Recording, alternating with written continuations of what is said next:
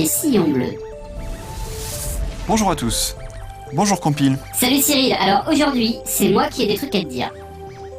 Ah oui, tiens, je suis curieux, vas-y. Et sois bon, hein, c'est la dernière de la saison. Déjà, je voudrais savoir pourquoi les humains qui habitent en France m'appellent un ordinateur. Parce que tu me donnes des ordres, c'est ça? Aux US, ils appellent ça un computer. Un calculateur, quoi, c'est quand même mieux. Ben, c'est parce qu'en France, quand le terme computer a commencé à apparaître, l'Académie française a essayé de trouver un terme pour le traduire. Et ils ont inventé la traduction ordinateur. Alors je crois que l'idée de base, c'était que comme l'ordinateur était une machine très puissante, c'était une référence au grand ordinateur, à une espèce de divinité, quoi. Ah, une divinité, ok, bon, ça me va finalement, c'est un peu mieux qu'une calculette. Mais bon, j'ai d'autres questions. Alors toi, tu parles français, n'est-ce pas?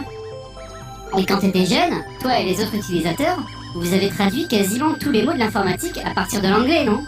Ça dépendait, mais il y avait des mots qui avaient déjà leur traduction en français, mais on les utilisait jamais parce que c'était pourri. Par exemple, RAM et ROM étaient traduits MEV et MEM, pour mémoire vive et mémoire morte. Listing était traduit listage, etc. Bref, les mots anglais sonnaient quand même mieux en général. Mais quand même, il y avait beaucoup de traductions. Floppy qui devient disquette, mouse qui devient souris, printer, imprimante, software, logiciel et j'en passe. Imagine si on faisait pareil en 2010. Genre, on essaierait de traduire upload par télexpédié. Il y en a qui cherchent encore, tu sais. CD-ROM deviendrait même disque. USB deviendrait BSU. Blu-ray deviendrait sillon bleu. On jouerait en ligne sur le réseau station de jeu. Ou sur la boîte X en direct. Et Internet serait l'interréseau. Spam deviendrait pourriel. Non, ça existe, Compile, en fait.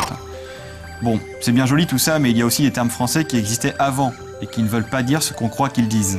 Du genre édité. Ah, Alex t'en a parlé aussi. Oui, je crois qu'il a mal digéré son bac d'informatique.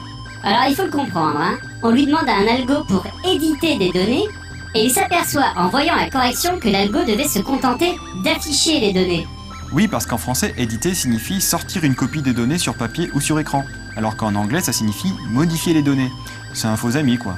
Et du coup, on s'en sort plus. Même les gens commencent à parler de mail pour leurs emails, alors que mail en anglais, c'est les PTT.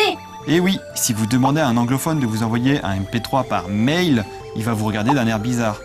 D'ailleurs, au passage, un autre truc qui m'énerve, c'est les gens qui disent « bon week » pour dire « bon week-end », alors que le week-end, c'est l'inverse du week. Mais ça existe, ça? Et encore, je ne parle même pas des gosses qui pensent que le MP3, c'est l'appareil qui lit les MP3. C'est comme si je te disais « change de télé » au lieu de dire « change de chaîne ». Vous êtes bien compliqués, vous les humains. Ce serait pas plus simple si vous aviez une nomenclature un peu plus claire entre vos différents langages. Bon, d'accord. Les données ont été traitées. Sauvegarde en cours. Au fait, Cyril, tu sais si ça continue à la rentrée?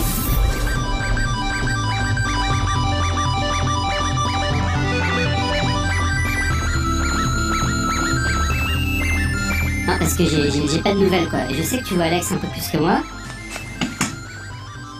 Et là, tu vas te niquer le fond vert, hein, si tu continues. Bon. Mais qu'est-ce que je fais? Je m'initialise, là Tu sais, en fait, Compile, je t'aime bien. Erreur système.